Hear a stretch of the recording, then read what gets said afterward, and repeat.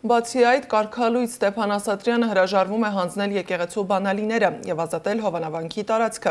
Մայրաթոռի տեղեկատվական համակարգը հրապարակելով Գերագույն հոգևոր խորհրդի հայտարարությունը դատապարտում է Նիկոլ Փաշինյանի նախաձեռնությունը, նշելով, որ նա եկեղեցին պառակտելու հերթական փորձն է անում։